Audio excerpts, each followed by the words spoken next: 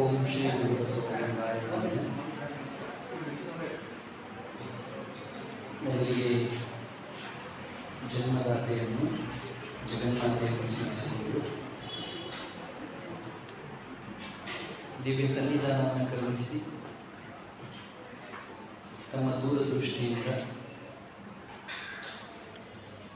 ಹತ್ತಾರು ವಿಧಾಯಕ ಕಾರ್ಯಗಳಿಂದ ನಮ್ಮೆಲ್ಲರಿಗೆ ಚೈತನ್ಯವನ್ನು ತುಂಬುತ್ತಿರುವ ಈ ಮಠದ ಒಡೆಯರಾಗಿ ಈ ಭಾಗಕ್ಕೆ ಅನುಪಮವಾದ ಶಕ್ತಿಯನ್ನು ದಯಪಾಲಿಸುತ್ತಿರುವ ಕೃಪಾನಿಧಿ ಪೂಜ್ಯಪಾದ ಶ್ರೀಮನ್ನಿರಂಜನ ಪ್ರಣವ ಸ್ವರೂಪಿ ಡಾಕ್ಟರ್ ಅಲ್ಲಮಪ್ರಭು ಮಹಾಸ್ವಾಮೀಜಿಯವರಿಗೆ ಶ್ರದ್ಧೆಯಿಂದ ಅಭಿವಂದಿಸಿ, ವೇದಿಕೆಯ ಮೇಲೆ ಸನ್ನಿಧಾನವನ್ನು ಕರುಣಿಸಿರುವ ಕರುಣಾಮೂರ್ತಿಗಳಾಗಿರುವ ಜ್ಞಾನಿಗಳು, ಮಾನವ ಪ್ರೇಮಿಗಳು ಆಗಿರುವಂಥ ಪೂಜ್ಯಪಾದ ಶ್ರೀಮನ್ನಿರಂಜನ ಪ್ರಣವ ಸ್ವರೂಪಿ ಪೂಜ್ಯ ಶ್ರೀ ಬಸವಾನಂದ ಸ್ವಾಮೀಜಿಯವರಿಗೆ ಶ್ರದ್ಧೆಯಿಂದ ಅಭಿವಂದಿಸಿ, ಕಳೆದ ಒಂದೂವರೆ ದಶಕದಿಂದ ತತ್ವವನ್ನು ಜನರ ಹೃದಯಕ್ಕೆ ಮುಟ್ಟಿಸುವಂಥ, ಆಚರಣೆಯಿಂದ ತತ್ವವನ್ನು ಜೋಪಾನ ಮಾಡುವಂಥ ಅಪರೂಪದ ಕೈಂಕರ್ಯದಲ್ಲಿ ತಮ್ಮನ್ನು ತೊಡಗಿಸಿಕೊಂಡಿರುವ ಇಬ್ಬರು ಹಿರಿಯ ಶರಣಜೀವಿಗಳಿಗೆ ಭಕ್ತಿಯಿಂದ ಶರಣೆಂದು ಶಿಬಿರದ ಸಂಚಾಲಕ ಗುರುಗಳಿಗೆ ವಂದಿಸಿ, ಪ್ರೀತಿಯ ಸೋದರ ಸೋದರಿಯರೇ, ನಿಮ್ಮೆಲ್ಲರಿಗೆ ನನ್ನ ಶರಣಾರ್ಥಿ.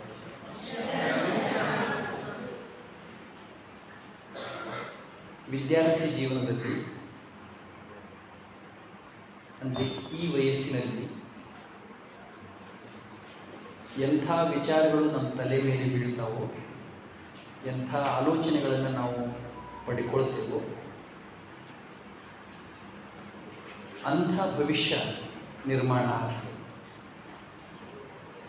ನೀವೆಲ್ಲ ಭಾಗ್ಯಶಾಲಿಗಳು. ನಿಮಗೆ ಎಂಥ ಒಂದು ಅವಕಾಶ ಸಿಕ್ಕಿದೆ ಅಂದರೆ, ಒಳ್ಳೆಯ ಸಮಯದಲ್ಲಿ, ತುಂಬ ಮಹತ್ವಪೂರ್ಣವಾದ ಸಮಯದಲ್ಲಿ ನಿಮ್ಮ ಭವಿಷ್ಯವನ್ನು ನಿರ್ಮಾಣ ಮಾಡೋದಕ್ಕೆ, ವರ್ತಮಾನವನ್ನು ನಿರ್ವಹಣೆ ಮಾಡಿಕೊಳ್ಳೋದಕ್ಕೆ ಬೇಕಾದಂಥ ಕೌಶಲ್ಯವನ್ನು, ಸಂಸ್ಕಾರವನ್ನು ನಾಗೂರು ಮಠದ ಮೂಲಕ ನೀವೆಲ್ಲ ಪಡೀತಾ ಇದ್ದೀರಿ. ನೀವು ಬುದ್ಧಿವಂತರೇ ಆದರೂ ಕೂಡ ಈ ವಯಸ್ಸಿನಲ್ಲಿ ಇನ್ನೂ ಸ್ವಲ್ಪ ಹುಡುಗಾಟ ಇರೋದ್ರಿಂದ ಈ ಶಿಬಿರದ ಮಹತ್ವ ಈಗ ನಿಮಗೆ ಗೊತ್ತಾಗೋದಿಲ್ಲ. ನಾಳೆ ನೀವು ದೊಡ್ಡವರಾದಾಗ, ಸಣ್ಣ ಪುಟ್ಟ ಅಡಚಣೆಗಳು ಬಂದಾಗ ಈ ಶಿಬಿರದಲ್ಲಿ ಚರ್ಚೆ ಮಾಡಲಾದ ವಿಷಯಗಳು ಮತ್ತು ನಿಮಗೆ ಕಲಿಸುವಂಥ ಪರಿಪಾಠಗಳು ಖಂಡಿತ ನಿಮಗೆ ಸಹಾಯವನ್ನು ಮಾಡ್ತವೆ ಅನ್ನೋ ಭರವಸೆ ನನಗಿದೆ. ಆದ್ದರಿಂದ ನೀವೆಲ್ಲ ಭಾಗ್ಯಶಾಲಿಗಳು. ಈ ಶಿಬಿರದಲ್ಲಿ ಭಾಗವಹಿಸಿದ್ದೀರಿ.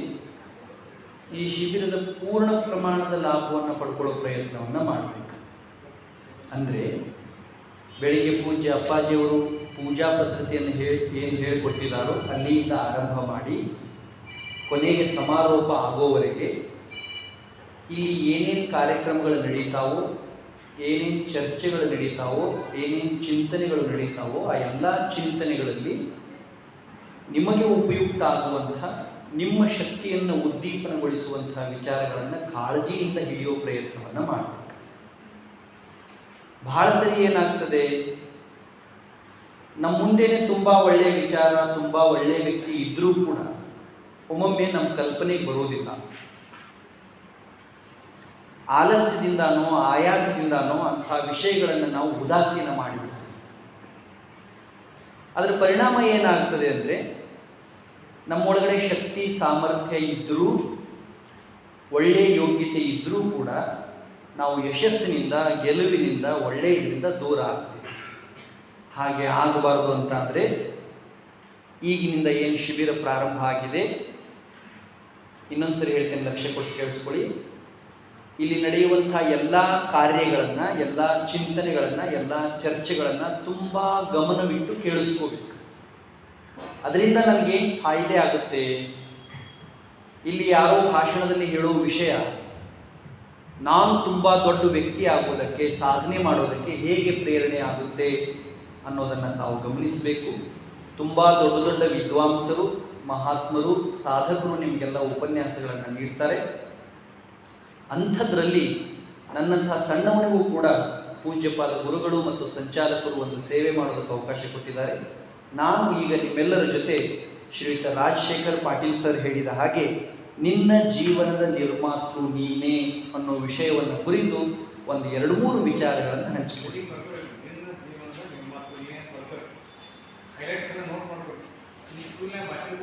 ಏನು ಈ ಮಾತಿನ ಅರ್ಥ? ನಿನ್ನ ಜೀವನದ ನಿರ್ಮಾತೃ ಅಂದರೆ ಏನು? ಯಾಕೆ ಈ ವಿಷಯವನ್ನು ಶ್ರೀಯುತ ರಾಜಶೇಖರ್ ಸರ್ ಅವರು, ಪೂಜ್ಯಪಾದ ಗುರುಗಳು ಶಿಬಿರದಲ್ಲಿ ಇಟ್ಟಿದ್ದಾರೆ? ನಮ್ಮ ಜೀವನನ ನಾವೇ ರೂಪಿಸ್ಕೊಳ್ಳೋದಕ್ಕಾಗುತ್ತಾ? ನಾವು ದೊಡ್ಡವರಾಗಬೇಕಾದ್ರೆ, ನಾವು ಬೆಳಿಬೇಕಾದ್ರೆ, ನಾವು ಯಶಸ್ಸು ಸಂಪಾದನೆ ಮಾಡಬೇಕಾದ್ರೆ, ನಮ್ಮ ಕನಸುಗಳನ್ನು ನನಸು ಮಾಡಿಕೊಳ್ಬೇಕಾದ್ರೆ ನಾವೇನು ಮಾಡ್ಬೋದು? ಎಲ್ಲ ಈ ಕಡೆ ಲಕ್ಷ್ಯ ಕೊಡ್ರಿ, ಆಮೇಲೆ ಬರ್ಕೊಳ್ಳಿರಿ. ಸ್ವಲ್ಪ ಸ್ವಲ್ಪ ಬೇರೆಯವ್ರ ಕಡೆ ನೋಡಬಾರ್ದು, ಬೇರೆಯವ್ರು ಏನು ಬರ್ಕೊಳ್ತಾರೆ ಅಂತ ನೋಡಬಾರ್ದು. ನಾನು ಹೇಳುವಾಗ ಇದನ್ನು ಬರ್ಕೋಬೇಕು ಅಂತ ನಿಮ್ಗೆ ಅನಿಸಿದ್ರೆ ತಕ್ಷಣ ಬರ್ಕೊಳ್ಳಿ, ಆದರೆ ಮುಂದೆ ಹೇಳೋ ವಿಷಯನ ಮರಿಬಾರ್ದು, ಲಕ್ಷ್ಯ ಕೊಟ್ಟು ಕೇಳಿಸ್ಕೊಂಡು. ಏನು ಹಿಂಗಂದ್ರೆ, ಯಾಕೆ ಹಿಂಗೆ ಹೇಳಿದ್ದಾರೆ? ಇದು ನಮ್ಮ ಹಿರಿಯರು ಹೇಳಿರುವಂಥ ಮಾತು. ಇದನ್ನು ಇಂಗ್ಲೀಷ್ನಲ್ಲಿ you are the creator of your own destiny ಅಂತ ಕರೀತಾರೆ. ಯು ಆರ್ ದ ಕ್ರಿಯೇಟರ್, ನಿನ್ನ ಹಣೆ ಬರಹವನ್ನು ಬರೆಯುವವರು ನೀನೇ. ಒಂದು ಸ್ವಲ್ಪ ಇದು ವಿಚಿತ್ರ ಇದೆ. ಸಾಮಾನ್ಯವಾಗಿ ನಮ್ಮೆಲ್ಲರ ತಲೆಯೊಳಗೆ ಏನಿರ್ತದೆ ಅಂದರೆ, ನಮ್ಮನ್ನು ಉದ್ಧಾರ ಮಾಡೋರು ನಮ್ಮ ತಂದೆ ತಾಯಿ, ನಮಗೆ ಬುದ್ಧಿ ಕಲಿಸೋರು ನಮ್ಮ ಗುರುಗಳು, ನಮಗೆ ಒಳ್ಳೆಯ ದಾರಿಯನ್ನು ತೋರಿಸಿ ಎತ್ತರಕ್ಕೆ ಕರ್ಕೊಂಡು ಹೋಗೋರು ನಮ್ಮ ಸುತ್ತಮುತ್ತ ಇರೋರು ಅನ್ನೋ ನಂಬಿಕೆ ಇರುತ್ತೆ. ಆದರೆ ಈ ಮಾತು ಆ ವಿಚಾರಕ್ಕೆ ವಿರುದ್ಧ ಇದೆ. ಈ ಮಾತೇನು ಹೇಳ್ತದೆ? ತಂದೆ ತಾಯಿ, ಗುರುಗಳು ಮತ್ತು ಸುತ್ತಮುತ್ತ ಇರುವವರಿಗಿಂತಲೂ ಕೂಡ 10 ಪಟ್ಟು 100 ಪಟ್ಟು ನಿನ್ನ ಜೀವನವನ್ನು, ನಿನ್ನ ಭವಿಷ್ಯವನ್ನು, ನಿನ್ನ ಕನಸನ್ನು ನೀನು ಮಾತ್ರ ನಿರ್ಮಾಣ ಮಾಡಿಕೊಳ್ಳಬಲ್ಲಿ ಅಂತ ಹೇಳ್ತಾರೆ. ಹಾಗಂತ ತಂದೆ ತಾಯಿ, ಗುರುಗಳು ಮತ್ತು ಸುತ್ತಮುತ್ತ ಇರೋರ ಪಾತ್ರ ಇಲ್ಲ ಅಂತಲ್ಲ. ತಂದೆ ತಾಯಿ ಇರದೇ ಇದ್ದರೆ, ಗುರುಗಳು ಬುದ್ಧಿ ಹೇಳದೇ ಇದ್ದರೆ, ಸುತ್ತಮುತ್ತ ಇದ್ದವರು ಉಪಕಾರ ಮಾಡದೇ ಇದ್ದರೆ ನಾವು ಯಾವತ್ತೂ ದೊಡ್ಡವರಾಗೋದಕ್ಕೆ ಆಗೋದಿಲ್ಲ. ಆದರೆ ಒಂದು ಸಣ್ಣ ಲಾಜಿಕ್ ಇದೆ ಇದರೊಳಗೆ. ತಂದೆ ತಾಯಿ, ಗುರುಗಳು ಮತ್ತು ಸುತ್ತಮುತ್ತ ಇದ್ದವರು ಏನೇ ಪ್ರಯತ್ನ ಮಾಡಿದರೂ, ಏನೇ ಕಲಿಸಿಕೊಟ್ಟರು, ಏನೇ ತಿಳಿಸಿ ಹೇಳಿದರು, ಸ್ವತಃ ನಾವು ಪ್ರಯತ್ನ ಮಾಡದೇ ಇದ್ದರೆ, ನಾವು ಒಳಗಡೆ ಬೆಳೀಬೇಕು ಅನ್ನೋ ಆಸೆ ಇಟ್ಕೊಳ್ಳದೇ ಇದ್ದರೆ, ನಾವು ನಿರಂತರ ಕ್ರಿಯಾಶೀಲ ಆಗದೇ ಇದ್ದರೆ ನಮ್ಮನ್ನು ಉದ್ಧಾರ ಮಾಡೋದಕ್ಕೆ ಯಾರ ಕೈಯಿಂದಲೂ ಆಗೋದಿಲ್ಲ. ನೀವು ಬೇಕಾದ್ರೆ ಹೊರಗಡೆ ನೋಡಿ, ಎಷ್ಟು ಒಳ್ಳೆ ತಾಯಿ ತಂದೆ ಇರ್ತಾರೆ, ಎಷ್ಟು ಒಳ್ಳೆ ಗುರುಗಳಿರ್ತಾರೆ, ಸುತ್ತಮುತ್ತ ಎಷ್ಟೋ ಅನುಕೂಲಗಳಿರ್ತವೆ. ಆದರೂ ಕೆಲವರು 10ನೇ ಕ್ಲಾಸ್ ಪಾಸ್ ಮಾಡೋದಕ್ಕೇ ಆಗೋದಿಲ್ಲ. ಈ ದೊಡ್ಡ ಸಾಧನೆ ಮಾಡೋದು ತುಂಬ ಕಷ್ಟ. ಅಷ್ಟೆಲ್ಲ ಅನುಕೂಲ ಇದ್ದರೂ ಕೂಡ ಕೆಲವರು ಯಾಕೆ ಸಾಧನೆ ಮಾಡೋದಕ್ಕೆ ಆಗೋದಿಲ್ಲ ಅಂದರೆ, ಒಳಗಡೆ ಅಂಥದ್ದೊಂದು ಆಲೋಚನೆ ಅವ್ರ ಹತ್ರ ಇರೋದಿಲ್ಲ. ಆ ಆಲೋಚನೆಯನ್ನು ಬಿತ್ತುವಂಥ ಕೆಲಸವನ್ನು ಈ ಮಾತು ಮಾಡ್ತದೆ. ಎಷ್ಟು ಚಂದ ಇದೆ ನೋಡಿ ಮಾತು. ನಿನ್ನ ಜೀವನದ ನಿರ್ಮಾತೃ ನೀನೆ. You are the creator of your own destiny. Just believe yourself. ಅದಕ್ಕೇನು ಮಾಡಬೇಕು? ನಿನ್ನನ್ನು ನೀನು ನಂಬು. ಮಾತು ಹೆಂಗಿದೆ ನೋಡಿ, ಅದು ಮುಂದುವರೆದ ಮಾತು. Believe yourself. You have marvellous power. You can change anything and everything in this world as you want. Believe yourself. ನಿನ್ನೊಳಗಡೆ ಅಸೀಮ ಶಕ್ತಿ ಇದೆ. ನೀನು ಸಾಮಾನ್ಯ ಅಲ್ಲ, ನೀನು ಅಶಕ್ತ ಅಲ್ಲ, ನೀನು ದುರ್ಬಲ ಅಲ್ಲ.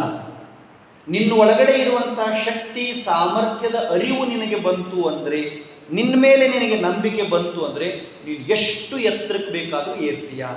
ಒಂದು ವೇಳೆ ನಿನಗೆ ಎಲ್ಲ ಅನುಕೂಲಗಳಿದ್ದಾಗ್ಯೂ ಕೂಡ ನಿನ್ನಲ್ಲಿ ನಿನಗೆ ನಂಬಿಕೆ ಇರದೇ ಇದ್ದರೆ ನೀನು ಯಾವತ್ತೂ ಗೆಲ್ಲೋದಕ್ಕಾಗೋದಿಲ್ಲ ಅಂತ ಈ ಮಾತು ಹೇಳ್ತಾರೆ.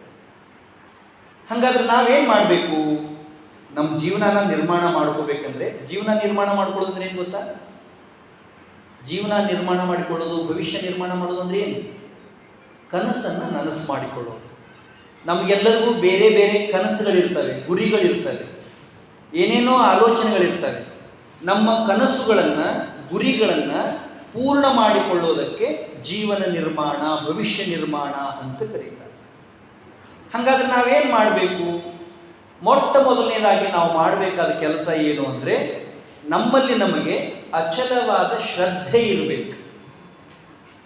ಈಗ ಒಂದು 2 ತಿಂಗಳ ಹಿಂದೆ ಕರ್ನಾಟಕದಲ್ಲಿ ಒಂದು ಘಟನೆ ನಡೀತು. ಅದು ಪೇಪರ್ಗೆಲ್ಲ ಬಂದಿತ್ತು, ಮೊಬೈಲಲ್ಲೆಲ್ಲ ಬಂದಿತ್ತು, ಟಿ ವಿಲೆಲ್ಲ ಬಂದಿತ್ತು, ಎಲ್ಲ ಕಡೆನೂ ಸುದ್ದಿ ಆಗಿತ್ತು. ಘಟನೆ ಏನು ಅಂದರೆ, ದಾಂಡೇಲಿ ಒಳಗಡೆ, ನಿಮಗೆ ದಾಂಡೇಲಿ ಗೊತ್ತಿದೆಯಾ? ಎಲ್ಲಿದೆ ದಾಂಡೇಲಿ? ಹಾವೇರಿ ಇದೆಯಾ? ಹಾವೇರಿ ಆಜುಬಾಜು ಇರಬೇಕು, ಹಾವೇರಿ ಇಲ್ಲ, ಮೋಸ್ಟ್ ಹಾವೇರಿ ಜಿಲ್ಲೆಯಲ್ಲಿ ಇಲ್ಲ. ನಿಮಗೆ ಎಷ್ಟು ಜಿಲ್ಲೆ ಇದಾವೆ ಗೊತ್ತಾ ಕರ್ನಾಟಕದಲ್ಲಿ? 31. ಭಾರತ ದೇಶದ ರಾಜ್ಯಗಳು ಎಷ್ಟಿದ್ದಾವೆ? ಯಾವ ರಾಜ್ಯದಲ್ಲಿ ದಾಂಡೇಲಿ ಬರುತ್ತೆ? ಯಾವ ಜಿಲ್ಲೆಯಲ್ಲಿ ದಾಂಡೇಲಿ ಬರುತ್ತೆ? Very good.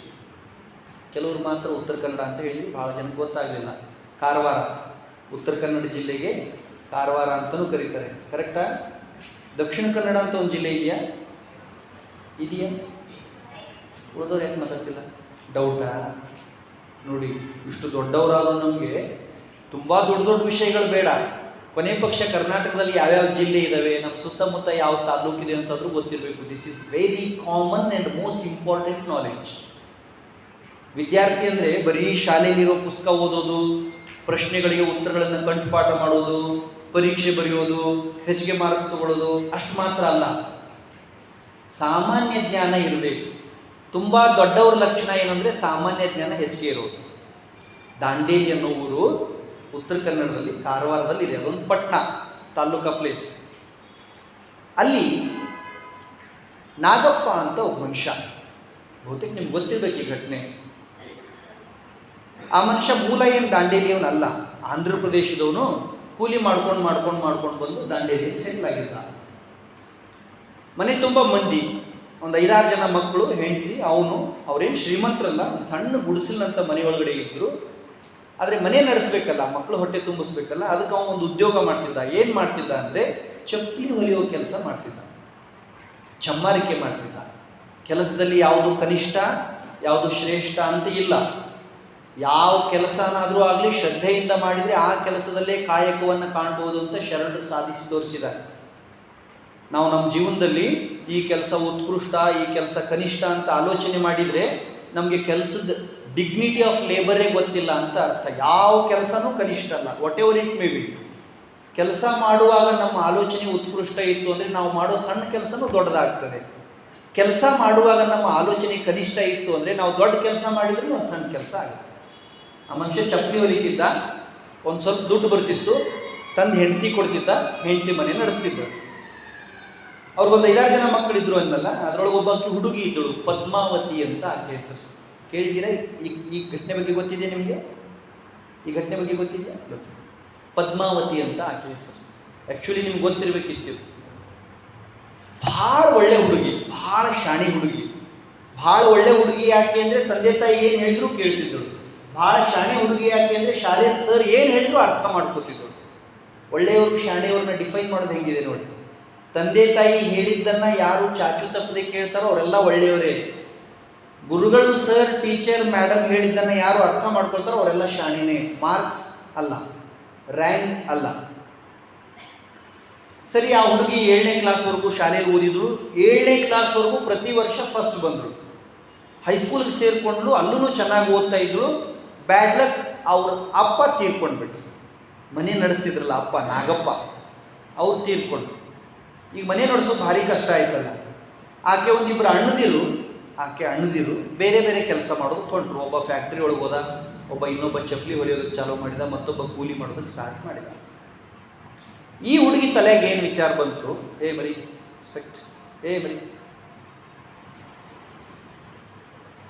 ನೋಡು, ಈ ಹುಡುಗಿ ತಲೆಗೆ ಏನು ವಿಚಾರ ಬಂತು? ಯಾವ ಹುಡುಗಿ? ಪದ್ಮಾವತಿ. ವೆರಿ ಗುಡ್, ಈ ಹೆಸರು ನೆನ್ಪಿಟ್ಕೊಳ್ಳಿ.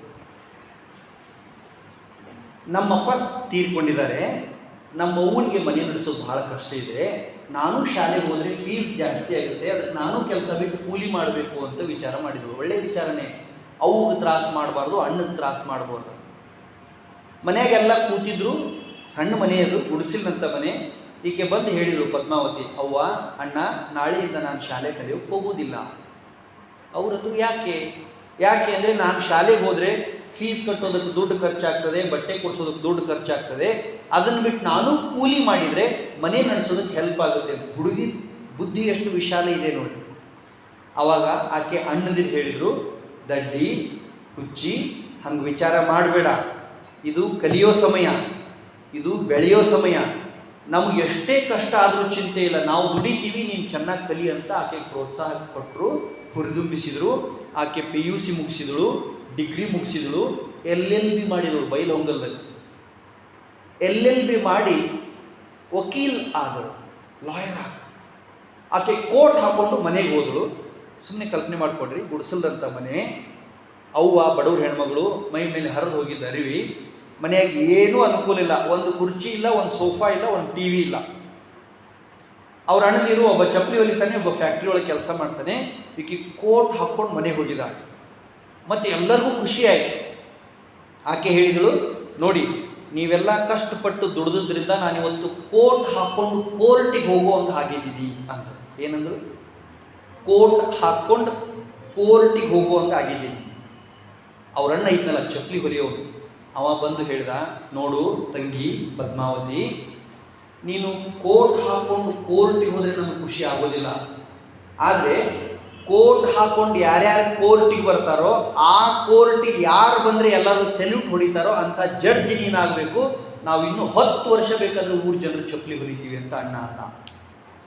ಆಕೆ ಅಂದರು, ಜಡ್ಜ್ ಆಗೋದಷ್ಟು ಈಸಿ ಅಲ್ಲ, ವಕೀಲ್ ಬೇಕಾದ್ರೆ ಬೇಗ ಆಗ್ಬೋದು, ಜಡ್ಜ್ ಆಗಬೇಕಾದ್ರೆ ಹೆಚ್ಚಿಗೆ ಅಭ್ಯಾಸ ಮಾಡಬೇಕು, ಹೆಚ್ಚಿಗೆ ತಿಳ್ಕೋಬೇಕು, ಹೆಚ್ಚಿಗೆ ಓದಬೇಕು. ಅವ್ರ ಅಣ್ಣ ಹೇಳ್ದ, ಚಪ್ಪಲಿ ಹೊಲಿಯುವ ಅಣ್ಣ ಹೇಳ್ತಾನೆ, ತಂಗಿ ಅಸಾಧ್ಯ ಅನ್ನೋದು ಜಗತ್ತಿನಲ್ಲಿ ಯಾವುದೂ ಇಲ್ಲ. ಯಾರು ಶ್ರದ್ಧೆಯಿಂದ ಕೆಲಸ ಮಾಡ್ತಾರೋ, ಯಾರು ಪ್ರಾಮಾಣಿಕ ಪ್ರಯತ್ನ ಮಾಡ್ತಾರೋ ಅವ್ರು ಏನು ಬೇಕಾದ್ದು ತಿಳ್ಕೋಬಹುದು. ನೀನು ಓದು, ನಾವು ಸಹಾಯ ಮಾಡ್ತೀವಿ ಅಂದರು. ಆ ಹುಡುಗಿ ಓದೋದಕ್ಕೆ ಚಾಲೂ ಮಾಡಿದರು. ಎಷ್ಟು ಚಂದ ಓದಿದಳು ಅಂದರೆ 2025ನೇ ಇಸ್ವಿ ಕೊನೆಗೆ ಕರ್ನಾಟಕ ಸರ್ಕಾರದವರು ರಾಜ್ಯ ಮಟ್ಟದ ಸಿವಿಲ್ ಜಡ್ಜ್ ಪರೀಕ್ಷೆ ಮಾಡಿದರೆ ಆ ಇಡೀ ಪರೀಕ್ಷೆಯಲ್ಲಿ ಆ ಹುಡುಗಿ ಕರ್ನಾಟಕ ರಾಜ್ಯಕ್ಕೆ ಫಸ್ಟ್ ರ್ಯಾಂಕ್ ಬಂದು ಈಗ ಸಿವಿಲ್ ಜಡ್ಜ್ ಆಗಿ ಸೇವೆ ಮಾಡ್ತಾ ಇದ್ದಾರೆ. ಮತ್ತೆ ಪೇಪರ್ನವ್ರು ಇಂಟ್ರ್ಯೂ ಮಾಡಿದಾಗ ಆ ಹುಡುಗಿ ಹೇಳಿದಳು, ಚಪ್ಪಲಿ ಹೊಲಿಯೋರ ಮಗಳು, ಚಪ್ಪಲಿ ಹೊಲಿಯೋರ ತಂಗಿ, ಬಡವ್ರ ಮನೆ ಹುಡುಗಿ ಜಡ್ಜ್ ಆಗಿದ್ದಾಳೆ ಅಂದರೆ ಅದಕ್ಕೆ ಒಂದೇ ಒಂದು ಪ್ರಮುಖ ಕಾರಣ ಯಾವುದು ಅಂದರೆ ನನ್ನ ಒಳಗಡೆ ನಾನು ತಿಳುವಳಿಕೆ ಬಂದ ಮೇಲೆ ತುಂಬಿಕೊಂಡಂಥ ಅಚಲವಾದ ಶ್ರದ್ಧೆ, ನಂಬಿಕೆ, ನಿಷ್ಠೆ. ಯಾರ ಒಳಗಡೆ ಶ್ರದ್ಧೆ ಇರುತ್ತಲ್ಲ, ನಂಬಿಕೆ ಇರುತ್ತಲ್ಲ, ಅವರು ಎಷ್ಟೇ ಕಷ್ಟ ಇದ್ರೂ ಕೂಡ ಎತ್ತರಕ್ಕೆ ಬರ್ತಾರೆ ಅನ್ನೋದಕ್ಕೆ ಈ ಪದ್ಮಾವತಿನೇ ಸಾಕ್ಷಿ. ಅದನ್ನೇ ಸ್ವಾಮಿ ವಿವೇಕಾನಂದರು ಇನ್ನೊಂದು ಕಡೆ ಹೇಳ್ತಾರೆ, nothing is impossible to human being. ಮನುಷ್ಯನಾದವನಿಗೆ ಅಸಾಧ್ಯ ಅನ್ನೋದು ಯಾವುದೂ ಇಲ್ಲ. ಏನು ಬೇಕಾದ ಸಾಧನೆ ಮಾಡ್ಬೋದು, ಅಷ್ಟು ಶಕ್ತಿ ನಮ್ಮ ಒಳಗಡೆ ಇರ್ತದೆ. ನಮಗೆ ಕಲ್ಪನೆ ಇರೋದಿಲ್ಲ, ನಮ್ಮ ಸ್ಟ್ರೆಂತ್ ಏನು, ನಮ್ಮ ಕ್ಯಾಲಿಬರ್ನೆಸ್ ಏನು, ನಮ್ಮ ಯೋಗ್ಯತೆ ಏನು, ನಾನು ಎಷ್ಟು ಎತ್ತರಕ್ಕೆ ಬೆಳೀಬಹುದು ಅನ್ನೋ ಕಲ್ಪನೆ ನಮ್ಗೆ ಬಂತು ಬಿಡ್ತು ಅಂದರೆ, ಗೊತ್ತಾಗಿಬಿಡ್ತು ಅಂದರೆ ನಾವು ಮಿರಾಕಲ್ಸ್ ಮಾಡ್ಬೋದು, ಅದ್ಭುತಗಳನ್ನು ಮಾಡ್ಬೋದು. ನಿಮಗೆ IPL ಕ್ರಿಕೆಟ್ ಗೊತ್ತಾ? IPL ನೋಡ್ತೀರಾ? ರಾಜಸ್ಥಾನ್ ರಾಯಲ್ಸ್ ಟೀಮಲ್ಲಿ ಒಬ್ಬ ಓಪನರ್ ಬ್ಯಾಟ್ಸ್ಮನ್ ಇದ್ದಾನೆ, ಗೊತ್ತಾ? ಯಾರು ಹೇಳಿ? ವೈಭವ್ ಸೂರ್ಯವಂಶಿ. Very good. ಹೀಗೆ ನೋಡ್ತಾ ಇರಬೇಕು ಮ್ಯಾಚು. ಆದರೆ ಎಕ್ಸಾಮ್ ಟೈಮಲ್ಲಿ ನೋಡಬಾರ್ದು. ಎಕ್ಸಾಮ್ ಇದ್ದಾಗ ಸ್ವಲ್ಪ ಅವಾಯ್ಡ್ ಮಾಡಬೇಕು. ಬೇಕು TV ನೋಡಬೇಕು, ಮ್ಯಾಚು ನೋಡಬೇಕು, ಆಟನೂ ಆಡಬೇಕು, ಎಲ್ಲನೂ ಮಾಡಬೇಕು. ಎಲ್ಲದಕ್ಕೂ ಒಂದು ಮಿತಿ ಇರಬೇಕು. ಅದು ಅತಿ ಆಯಿತು ಅಂದರೆ ಇದು ಹಿಂದೆ ಉಳಿದ್ಬಿಡ್ತದೆ. ಭಾಳ ಜನ ಸ್ಟೂಡೆಂಟ್ಸ್ ಏನು ಮಾಡ್ತಾರೆ, ಅದನ್ನೇ ಹೆಚ್ಚಿಗೆ ಹಚ್ಕೊಂಡ್ಬಿಡ್ತಾರೆ. ಎಲ್ಲ ಮ್ಯಾಚ್ದು ಎಲ್ಲ ಸ್ಕೋರ್ ಕಾರ್ಡ್ ಬಾಯ್ಪಟ್ಟಿರುತ್ತೆ, ಆದರೆ ಮ್ಯಾಥ್ಸ್ ಫಾರ್ಮುಲಾ ಮಾತ್ರ ಬಾಯ್ಪಟ್ಟಾಗಲ್ಲ. ಹೆಂಗಿದೆ ನೋಡಿ ವೈಭವ್ ಸೂರ್ಯವಂಶಿ. ಎಷ್ಟು ವಯಸ್ಸು ಅಂದೆ? 15. ಈಗ 15. ಜಗತ್ತಿನಲ್ಲೇ ಅತಿ ಕಿರಿಯ ವಯಸ್ಸಿನಲ್ಲಿ ಅತಿ ಕಡಿಮೆ ಬಾಲ್ನಲ್ಲಿ ಸೆಂಚುರಿ ಹೊಡೆದ ಹುಡುಗ ಅವನು. ಹೆಂಗಿದ ನೋಡಬೇಕು, ಟೊಮೆಟೊ ಹಣ್ಣಿದ್ದಂಗಿದ್ದಾನೆ ನೋಡೋದಕ್ಕೆ. 15 ವರ್ಷ, 15 ಇಯರ್ಸ್. ಇದರಲ್ಲಿ ಕೆಲವರು ಅವನಕ್ಕಿಂತ ದೊಡ್ಡವರಿದೆ. ಅವನು ಮೊನ್ನೆ ಮುಂಬೈ ಇಂಡಿಯನ್ಸ್ ಜೊತೆ ಮ್ಯಾಚ್ ಇತ್ತು, ನೀವು ನೋಡಿದ್ರೆ ಅದನ್ನು? ನಾನು ನೋಡಿದೆ. ಅದು ನಾನು ಯಾಕೆ ನೋಡಿದೆ ಅಂದರೆ ಅವನು ಆ ಮ್ಯಾಚಲ್ಲಿ ಬೂಮ್ರಾನ್ ಬಾಲಿಗೆ ಹೆಂಗೆ ಆಡ್ತಾನೆ ಅಂತ ಕುತೂಹಲ ಇತ್ತು ನನಗೆ. ನಿಮಗೆ ಬೂಮ್ರಾ ಗೊತ್ತಾ? World's famous bowler. ಅವನು ಬೌಲಿಂಗ್ ಮಾಡಿದ ಅಂದ್ರೆ ನಾ ಅನ್ನೋ ಬ್ಯಾಟ್ಸ್ಮನ್ ಎಲ್ಲ ಶಿವಾಯನಮ ಔಟ್ ಆಗಿ ಬಿಡ್ತಾರೆ, ಅಷ್ಟು ಚಂದ ಬೌಲಿಂಗ್ ಮಾಡ್ತಾರೆ. Fast ball. ಫಸ್ಟ್ ಬಾಲ್ಗೆ ಬೂಮ್ರಾ ಮಾಡಿದ ಫಸ್ಟ್ ಬಾಲ್ಗೆ ವೈಭವ್ ಸೂರ್ಯವಂಶಿ 6 ಹೊಡೆದ್ಬಿಟ್ಟ. ಅವಾಗ ಅಲ್ಲಿದ್ದ 16,000 ಜನ, ಟಿವಿ ಮುಂದೆ ಕೂತಿದ್ದ ಲಕ್ಷಾಂತರ ಜನ ಬೂಮ್ರಾ ನೋಡೋದನ್ನು ಬಿಟ್ಟೇ ಬಿಟ್ಟರು, ವೈಭವ್ ಸೂರ್ಯವಂಶಿ ಕಡೆ ನೋಡೋದಕ್ಕೆ ಸ್ಟಾರ್ಟ್ ಮಾಡಿದ್ರು. ಯಾಕೆ ಅಂದರೆ ಯಾರೂ ಮಾಡಲಾರದ ಕೆಲಸನ ವೈಭವ್ ಸೂರ್ಯವಂಶಿ ಮಾಡಿದ್ದ. ಈ ಯಾರೂ ಮಾಡಲಾರದ ಕೆಲಸನ ನೀನು ಹೆಂಗೆ ಮಾಡಿದೆ ಅಂತ ಅವನ್ನ ಪೇಪರ್ನವ್ರು ಕೇಳಿದ್ರು. ಹೆಂಗೆ ಸಾಧ್ಯ ಆಯ್ತು ನಿಮಗೆ? ಬೂಮ್ರಾ ಬೌಲಿಂಗ್ ಅಂದರೆ ಎಲ್ಲರೂ ಅಂಜುತ್ತಾರೆ, ನೀನು ಯಾಕೆ ಅಂಜಲಿಲ್ಲ ಅಂತ ಕೇಳಿದ್ದಕ್ಕೆ ವೈಭವ್ ಸೂರ್ಯವಂಶಿ ಹೇಳ್ತಾನೆ, ಅಂಜಿಕೆ ಅಂದರೆ ಏನು? ಹೆಂಗೆ ಗೊತ್ತಾ ಇದೆ ನೋಡಿ. What you mean fear? ಅಂಜಿಕೆ ಅಂದರೆ ಏನು? ಯಾರು ಅಂಜುತ್ತಾರೋ ಅವ್ರು ಎಂದೂ ಎದ್ದು ನಿಲ್ಲೋದಕ್ಕಾಗೋದಿಲ್ಲ. Be not afraid of anything else. The moment you fear you are dead. ವಿವೇಕಾನಂದರ ಮಾತಿದೆ. ಯಾವ ಕ್ಷಣ ನೀನು ಅಂಜುತ್ತೀಯೋ, ನನ್ನ ಕೈಲಿ ಆಗೋದಿಲ್ಲ ಅಂತೀಯೋ, ಹಿಂಜರಿಕೆ ಸ್ವಭಾವವನ್ನು ರೂಢಿ ಮಾಡಿಕೊಳ್ತೀಯೋ, ಇನ್ಫೀರಿಯಾರಿಟಿ ಕಾಂಪ್ಲೆಕ್ಸ್ನ ನೀನು ಬೆಳೆಸ್ಕೋತೀಯೋ, ಆ ಕ್ಷಣ ನೀನು ಎಷ್ಟೇ ಯೋಗ್ಯ ಇದ್ದರೂ, ಶಕ್ತಿಶಾಲಿ ಇದ್ದರೂ, ಸಾಮರ್ಥ್ಯ ಇದ್ದರೂ, ಕೌಶಲ್ಯ ಇದ್ದರೂ, ಬುದ್ಧಿವಂತಿಕೆ ಇದ್ದರೂ, ಅನುಕೂಲ ಇದ್ದರೂ ಕೂಡ ನಿನ್ನ ಕೈಲಿ ಗೆಲ್ಲೋದಕ್ಕಾಗೋದಿಲ್ಲ. ಇವೆರಡೂ ಘಟನೆ ಸುಮ್ಮನೆ ಅವಲೋಕನ ಮಾಡಿಕೊಳ್ಳಿ. ಒಂದು ಕಡೆ ಅತ್ಯಂತ ಬಡತನದ ಮನೆಯಲ್ಲಿ ಹುಟ್ಟಿದ ಒಬ್ಬ ಹುಡುಗಿ ಕರ್ನಾಟಕ ರಾಜ್ಯದ ಫಸ್ಟ್ ರ್ಯಾಂಕ್ ಬಂದು ಸಿವಿಲ್ ಜಡ್ಜ್ ಆಗ್ತಾರೆ. ಮತ್ತೊಂದು ಕಡೆ ಅತ್ಯಂತ ಸಣ್ಣ ವಯಸ್ಸಿನ ಹುಡುಗ ಜಗತ್ತಿನ ಶ್ರೇಷ್ಠ ಬೌಲರ್ಗಳಿಗೆ ಮನಸ್ಸೋ ಇಚ್ಛೆ 6 ಹೊಡಿತಾ ಇದ್ದಾನೆ. ಬೆಂಗಳೂರು ಜೊತೆ 75+ ರನ್ ಹೊಡೆದು ಬಿಟ್ಟ ಅವನು, 78. ಯಾಕೆ ಹಿಂಗೆ ಆಗ್ತಾ ಇದೆ ಅಂದರೆ, ಅವರಿಬ್ಬರು ಯಾಕೆ ಇಷ್ಟು ದೊಡ್ಡ ಸಾಧನೆ ಮಾಡ್ತಾ ಇದ್ದಾರೆ ಅಂದರೆ, ಅದಕ್ಕೆ ಮೋಸ್ಟ್ ಇಂಪಾರ್ಟೆಂಟ್ ಥಿಂಗ್ ಏನು ಅಂದರೆ ಅವರಿಗೆ ಅವರಲ್ಲಿ ಇರುವಂಥ ನಂಬಿಕೆ.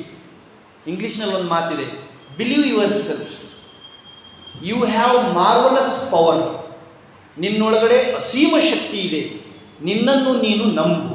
ಎಲ್ಲ ಸಾಹಿತ್ಯ ಏನಿದೆಯಲ್ಲ, ಧಾರ್ಮಿಕ ಸಾಹಿತ್ಯ, ಎಲ್ಲ ವಾಂಗ್ಮಯ ಏನಿದೆಯಲ್ಲ, ಸಾಮಾಜಿಕ ವಾಂಗ್ಮಯ, ಅವು ಎಲ್ಲವುಗಳನ್ನು ಅಧ್ಯಯನ ಮಾಡಿ ಕೊನೆಗೆ ಒಂದೇ ಮಾತಿನಲ್ಲಿ ಹೇಳಿ ಅಂತಂದರೆ ಅದು ಇದನ್ನೇ ಹೇಳುತ್ತೆ, ನಿನ್ನನ್ನು ನೀನು ನಂಬು. ನಿನ್ನೊಳಗಡೆ ನಿನಗೆ ವಿಶ್ವಾಸ ಇರಲಿ, ಶ್ರದ್ಧೆ ಇರಲಿ. ಶ್ರದ್ಧೆ ಇದ್ದರೆ ಗೆದ್ದೆ. Faith is the secret of all great things. ದೊಡ್ಡ ದೊಡ್ಡ ಸಾಧನೆ ಮಾಡಿದಾರಲ್ಲ, ಅವರೆಲ್ಲ ಸಾಧನೆಗೆ ದೊಡ್ಡ ಕಾರಣ ಏನು ಅಂದರೆ ಶ್ರದ್ಧೆ, ನಂಬಿಕೆ, ಛಲ. ಬಸವಣ್ಣವರೇ ಒಂದು ವಚನದಲ್ಲಿ ಹೇಳಿದ್ದಾರೆ, ಛಲವಿಲ್ಲದವರ ನೊಲ್ಲ. ಯಾರಿಗೆ ಛಲ ಇರೋದಿಲ್ಲ ಅವ್ರನ್ನ ದೇವರು ಮೆಚ್ಚಲ್ಲ, ಅವರಿಂದ ಏನೂ ಸಾಧನೆ ಮಾಡೋದಕ್ಕಾಗೋದಿಲ್ಲ.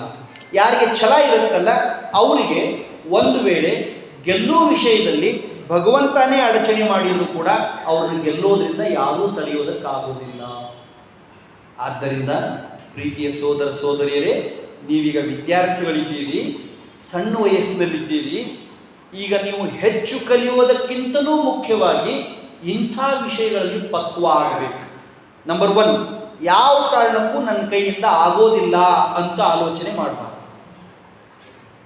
ಯಾರು ಆಗೋದಿಲ್ಲ ಅಂತಾರಲ್ಲ ಅವ್ರ ಕೆಲಸ ಯಾವತ್ತೂ ಆಗಲ್ಲ. ಇನ್ನೊಮ್ಮೆ ಹೇಳ್ತೀನಿ, ಲಕ್ಷ್ಯ ಕೊಟ್ಟು ಕೇಳಿಸ್ಕೊಳ್ಳಿ. ಯಾರು ನನ್ನ ಕೈಯಲ್ಲಿ ಆಗಲ್ಲ ಅಂತಾರಲ್ಲ ಅವ್ರ ಕೆಲಸ ಯಾವತ್ತೂ ಆಗಲ್ಲ.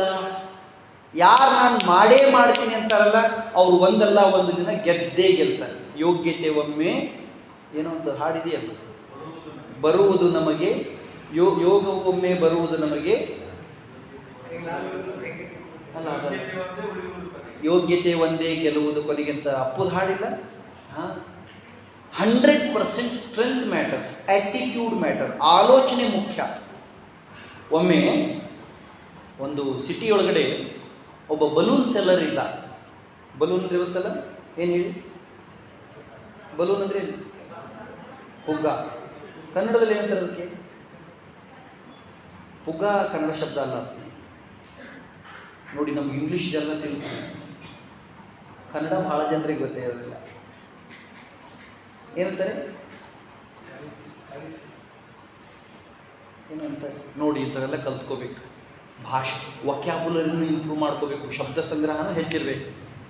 ಅವನ ಕೆಲಸ ಏನು ಅಂದರೆ, ಬಾಜಾರ್ದೊಳಗಡೆ ಹೋಗೋದು, ಕಲರ್ ಬಲೂನ್ ಮಾರೋದು, ಒಂದು 4-6 ರೂಪಾಯಿ ಹುಟ್ಟಿಸ್ಕೊಳ್ಳೋದು, ಮನೆ ನಡೆಸೋದು, ಇದು ಕೆಲಸ ಮಾಡ್ತಿದ್ದ.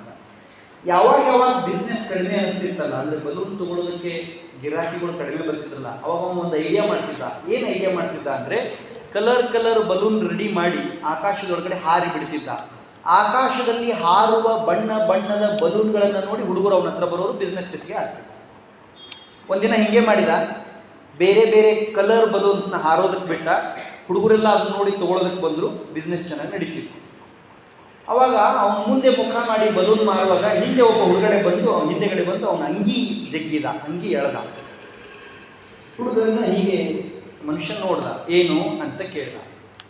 ಅವಾಗ ಹುಡುಗಿದ್ನಲ್ಲ, ಬಡವ್ರ ಹುಡುಗ, ಪಾಪ ಸಣ್ಣ ಹುಡುಗ, ಕರ್ರಗಿದ್ದ. ಅವ ಕೇಳ್ದ, ಅಂಕಲ್ ನನ್ನೊಂದು ಪ್ರಶ್ನೆ ಇದೆ. ಅವ್ರಿಗೆ ಬಹಳ ಖುಷಿ ಆಯಿತು ಅಂಕಲ್ಗೆ, ಯಾಕಂದ್ರೆ ಅವ್ನು ಬಲೂನ್ ತೊಗೊಳಕ್ಕೆ ಬಂದಿರಲಿಲ್ಲ, ಪ್ರಶ್ನೆ ಕೇಳೋದಕ್ಕೆ ಬಂದಿದ್ದ. ಆ ಮನುಷ್ಯ ಆ ಹುಡುಗನ ಎತ್ತಿ ಕುರ್ಚಿ ಮೇಲೆ ಕುಂಡ್ರಿಸಿ, ಮುಖ ಒರೆಸಿ, ತಲೆ ಒರೆಸಿ, ಒಂದು ಸ್ವಲ್ಪ ನೀರು ಕುಡಿಸಿ, ಕೇಳು ಪ್ರಶ್ನೆ ಅಂತ. ಅವಾಗ ಹುಡುಗ ಕೇಳ್ದ, ಅಂಕಲ್ ನೀವು ಕಲರ್ ಬಲೂನ್ನ ಮೇಲೆ ಬಿಟ್ಟಿದ್ದೀರಲ್ಲ, ಹಾಗೆ ಕಪ್ಪು ಬಣ್ಣದ ಬಲೂನ್ನ ಹಾರೋದಕ್ಕೆ ಬಿಟ್ರೆ ಅದು ಮೇಲೆ ಹೋಗುತ್ತಾ ಅಂತ ಕೇಳ್ದ. ಆ ಬಲೂನ್ ಮಾರೋರಿಗೆ ಹುಡುಗಂದು ಮನಸ್ಸಿನೊಳಗೆ ಏನು ವಿಚಾರ ಇದೆ ಅಂತ ಗೊತ್ತಾಯ್ತು.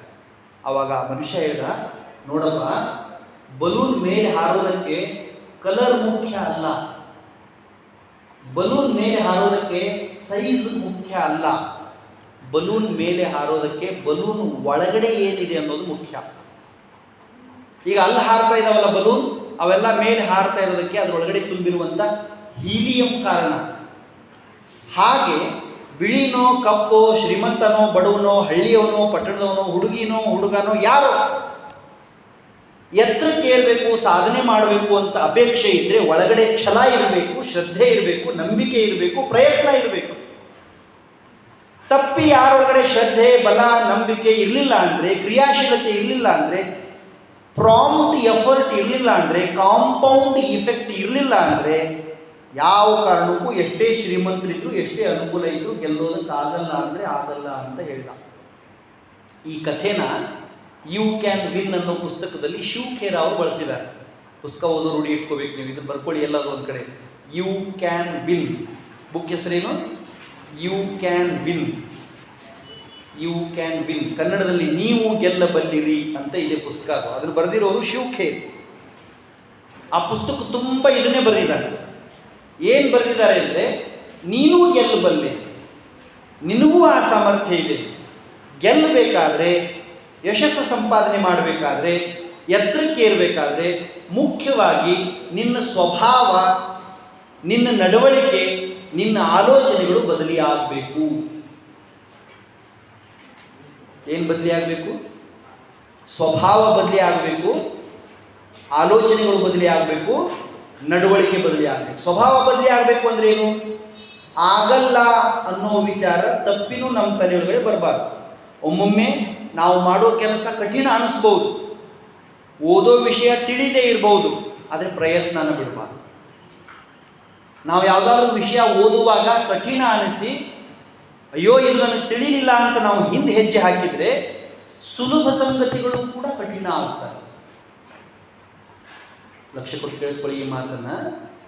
ಒಮ್ಮೆ ನಮ್ಮ ತಲೆಯೊಳಗಡೆ ಆಗಲ್ಲ ಅನ್ನೋ ಆಲೋಚನೆ ಬಂತು ಅಂದರೆ, ತಲೆಯಲ್ಲಿ ಉಳಿತು ಅಂದರೆ, ಸುಲಭ ಸಂಗತಿಗಳು ಕೂಡ ಕಠಿಣ ಆಗ್ತವೆ. ಎಷ್ಟೋ ಜನ ಸೋಲೋದು, ಎಷ್ಟೋ ಜನ ಹಿಂದೆ ಬೀಳೋದು ಇದಕ್ಕೆ. ಮತ್ತೆ ನಮ್ಮ ತಲೆಯಲ್ಲಿ ಆಗೇ ಆಗುತ್ತೆ, ಮಾಡೇ ಮಾಡ್ತೀನಿ ಅನ್ನೋ ಛಲ ಇದ್ದರೆ ಕಠಿಣ ವಿಷಯಗಳು ಕೂಡ ಸುಲಭ ಆಗ್ತವೆ. ಅದಕ್ಕೆ ಒಂದು ಗ್ರಂಥದಲ್ಲಿ ಬರೀತಾರೆ, ಸರಿಯಾದ ಮತ್ತು ಉತ್ಸಾಹಪೂರಿತ ಪ್ರಯತ್ನದಿಂದ ಪಡೆಯಲಾರದ ವಸ್ತು ಈ ಜಗತ್ತಿನಲ್ಲಿ ಯಾವುದೂ ಇಲ್ಲ. ನಿನ್ನ ಪ್ರಯತ್ನ ಸರಿ ಇತ್ತು ಅಂದರೆ, ಸದಾಕಾಲ ನೀನು ಉತ್ಸಾಹದಿಂದ ಇದ್ದೆ ಅಂದರೆ, ಸರಿಯಾದ ಪ್ರಯತ್ನ ಮಾಡಿ ಸದಾಕಾಲ ಉತ್ಸಾಹದಿಂದ ನೀನು ಇದ್ದೆ ಅಂದರೆ ಜಗತ್ತಿನ ಎಷ್ಟು ಎತ್ತರದ ಸ್ಥಾನಕ್ಕೆ ಬೇಕಾದರೂ ನೀನು ಹೋಗ್ಬಹುದು ಅಂತ. ಹೋದ ತಿಂಗಳು ಪೆನ್ ಬಾರಿಸ್ಬಾರ್ದು ಹೋದ ತಿಂಗಳು UPSC ರಿಸಲ್ಟ್ ಬಂತು, ನೋಡಿದ್ರ?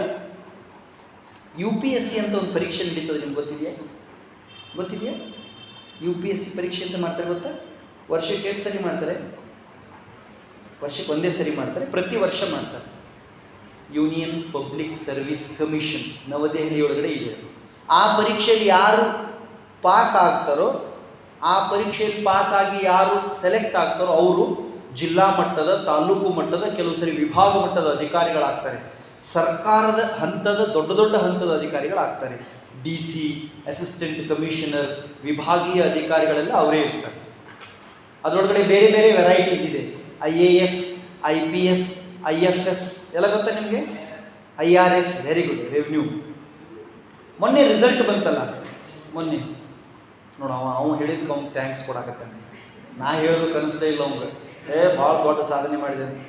ನಮ್ದು ಪೂರ್ತಿ ಆಯುಷ್ ಹಿಂಗೆ ಹೋಗ್ತೈತಿ. ಯಾರು ಏನಾರ ಮಾಡ್ತಾರೆ ಅವ್ರಿಗೆ ಜೈಕರ್ ಹಾಕ್ಬಿಟ್ಟು ಹೋಗಿದ್ದು. ನೀ ಏನು ಮಾಡಿದಪ್ಪ ಅಂತ ಕೇಳಿದ್ರು, ಚಲೋ ಥ್ಯಾಂಕ್ಸ್ ಕೊಟ್ಟಿದ್ದು ಚಲೋ, ಆದರೆ ಸಮಯ ಅದಲ್ಲ. ಮೊನ್ನೆ ರಿಸಲ್ಟ್ ಬಂತಲ್ಲ, ಫಸ್ಟ್ ರ್ಯಾಂಕ್ ಯಾರು ಬಂದರು ಗೊತ್ತಾ? First rank very nice. ಅವ್ನು ಒಂದ್ಸರಿ ಜೋರಾಗಿ ಚಪ್ಪಾಳೆ ತಟ್ಟಿ ಎಲ್ಲರೂ ಈ ಕಡೆ ನೋಡಿ ಎಲ್ಲರೂ. ಕರ್ನಾಟಕಕ್ಕೆ ಕಿರಣ್ ಕಂಪ್ಲಿ ಅನ್ನೋರು ಫಸ್ಟ್ ರ್ಯಾಂಕ್ ಬಂದರು. ಅವರು ದೇಶಕ್ಕೆ 53ನೇ ರ್ಯಾಂಕ್ ಇದ್ದರು. ದೇಶಕ್ಕೆ ಫಸ್ಟ್ ರ್ಯಾಂಕ್ ಯಾರು ಬಂದರು ಗೊತ್ತಾ? ನಾನು ಯಾಕೆ ಈ ಮಾತು ಹೇಳ್ತಾ ಇದ್ದೀನಿ ಅಂದರೆ, ಅವರು ಅಷ್ಟು ಎತ್ತರಕ್ಕೆ ಹೋಗಬೇಕಾದ್ರೆ ಏನು ಕಾರಣ? ಅವ್ರಿಗೇನು ಹುಟ್ಟ ಭಗವಂತ ಒಳ್ಳೆ ಮೆದುಳು ಕೊಟ್ಟಿದ್ನ, ಅಥವಾ ಪರೀಕ್ಷೆಯಲ್ಲಿ ಯಾವ ಪ್ರಶ್ನೆ ಬರುತ್ತೆ ಅಂತ ಹಿಂದಿನ ರಾತ್ರಿ ಕನಸಲೆಲ್ಲ ಕಂಡಿದ್ದ? ಇಲ್ಲ. ಅವರು ಹೇಗೆ ಅಷ್ಟು ಎತ್ತರಕ್ಕೆ ಹೋದ್ರು ಅನ್ನೋದನ್ನು ನಾವು ವಿಚಾರ ಮಾಡಬೇಕು. ಯಾರು ಬಂದಿದ್ರು ಗೊತ್ತಾ ಫಸ್ಟ್ ರ್ಯಾಂಕ್? ಗೊತ್ತಿದೆ ಟೇಕ್, ಇಲ್ಲಾಂದ್ರೆ ನೋ ಪ್ರಾಬ್ಲಮ್. ಅನುಜ್ ಅವ್ರು ಫಸ್ಟ್ ರ್ಯಾಂಕ್. ಅವ್ರೊಂದು ಇಂಟರ್ವ್ಯೂ ನಡೀತು. ನೀವು ಇಂಥವೆಲ್ಲ ನೋಡ್ಬೇಕು ಮಕ್ಕಳು, ಇಂಥವೆಲ್ಲ ರಿಸಲ್ಟ್ ಬಂದಾಗ ಪೇಪರ್ ನೋಡ್ಬೇಕು, ಅವ್ರು ಏನೇನು ಹೇಳಿದ್ದಾರೆ ಅಂತ ಗೊತ್ತಿರುತ್ತೆ. ಆ ಮನುಷ್ಯ ಒಂದು ಮಾತು ಹೇಳಿದ, ಅನುಜ್ ಪ್ರಿಯದರ್ಶಿ. ಅವನು ಏನು ಹೇಳಿದ ಅಂದರೆ, ಕಳೆದ 4.5 ವರ್ಷಗಳಿಂದ ನಾನು ಒಂದೂ ದಿನಾನು TV ನೋಡಿಲ್ಲ. ಏನು ಮಾತಿದೆ ನೋಡಿ. ಕಳೆದ 4.5 ವರ್ಷದಿಂದ ಒಂದೂ ದಿನಾನು ನಾನು ಸ್ಕ್ರೀನ್ ಟಚ್ ಫೋನ್ ಯೂಸ್ ಮಾಡಿಲ್ಲ. ಕಳೆದ 4.5 ವರ್ಷದಿಂದ ಒಂದೂ ದಿನಾನು ನಾನು 1 ನಿಮಿಷನೂ ವ್ಯರ್ಥ ಮಾಡಿಲ್ಲ. ಯಶಸ್ಸು ಅನ್ನೋದು ಸುಖ ಸುಮ್ಮನೆ ಬರಲ್ಲ. ಅದು ರಾತ್ರಿ ಲಾಟ್ರಿ ಹೊಡೆದು ಬೆಳಿಗ್ಗೆ ಕೋಟ್ಯಾಧಿಪತಿ ಆದಂಗೆ ಸುಮ್ಮನೆ ನಡೆಯುವಂಥ ಲಕ್ ಅಲ್ಲ. ಯಶಸ್ಸನ್ನ ರಣಬೇಟೆಗಾರರಾಗಿ ಬೆನ್ನತ್ತಿನೇ ಪಡಿಬೇಕು. ಸುಮ್ಮನೆ ಆಗುತ್ತಾ ಫಸ್ಟ್ ರ್ಯಾಂಕ್ ಬರೋದು ಅಂದರೆ? ಎನರ್ಜಿ ಸಕ್ಕರ್ಸ್ ಅಂತ ಕೆಲವಿರ್ತವೆ. ಎನರ್ಜಿ ಸಕ್ಕರ್ಸ್ ಅಂದರೆ ನಮ್ಮ ಚೈತನ್ಯವನ್ನೆಲ್ಲ ಹೀರಿ ಬಿಡುವಂಥ ಸಂಗತಿಗಳು. ಆಟ ಆಡೋದು, TV ನೋಡೋದು, ಮೊಬೈಲ್ ನೋಡೋದು, ಸುಮ್ಮನೆ ಹುಡುಗಾಟ ಮಾಡೋದು, ಸುಮ್ಮನೆ ಉದಾಸೀನ ಮಾಡಿದ್ದು, ನಾಳೆ ಮಾಡಿದ್ರೆ ಆಯ್ತು ಬಿಡು, ನಾಡಿದ್ದು ಮಾಡಿದ್ರೆ ಆಯ್ತು ಬಿಡು, ಇನ್ನೂ ಟೈಮ್ ಐತಲ್ಲ, ಇನ್ನೂ ನಾಳೆ ಅಲ್ಲ ಅಂತ ಪೋಸ್ಟ್ಪೋನ್ ಮಾಡ್ಕೊಂಡು ಇಂದು ಮಾಡೋ ಕೆಲಸ ಅಂದ್ಬಿಟ್ಟು ನಾಳೆ ಮಾಡೋ ಕೆಲಸ ಅಂದ್ಬಿಟ್ಟು ಆಮೇಲೆ ಬೆಟ್ಟರಷ್ಟು ಕೆಲಸ ಆದಾಗ ನನ್ನ ಕೈಲಿ ಆಗೋದಿಲ್ಲ ಬಿಡು ಅಂತ ಹತಾಶೆಗೆ ಒಳಗಾಗಿ ಬಿಡ್ತಾರೆ ಬಹಳ ಜನ. ಅವ್ರು ಹೇಳ್ತಾರೆ, ಅನುಜ್ ಅವ್ರು ಹೇಳ್ತಾರೆ, ಫಸ್ಟ್ ರ್ಯಾಂಕ್ ಸ್ಟೂಡೆಂಟ್ ಹೇಳ್ತಾರೆ, ನಾನು ಹೆಂಗೆ ದೇಶಕ್ಕೆ ಫಸ್ಟ್ ರ್ಯಾಂಕ್ ಬಂದಿದ್ದೀನೋ ಹಾಗೆ ಪ್ರತಿಯೊಬ್ಬರೂ ಕೂಡ ದೇಶಕ್ಕೆ ಫಸ್ಟ್ ರ್ಯಾಂಕ್ ಬರೋ ಯೋಗ್ಯತೆಯನ್ನು ಇಟ್ಕೊಂಡಿರ್ತಾರೆ. ಆದರೆ ವ್ಯತ್ಯಾಸ ಏನು ಅಂದರೆ, difference between successful person and failure is not lack of knowledge. ನೆನ್ಪಿಟ್ಕೊಳ್ಳಿ ಈ ಶಬ್ದನ.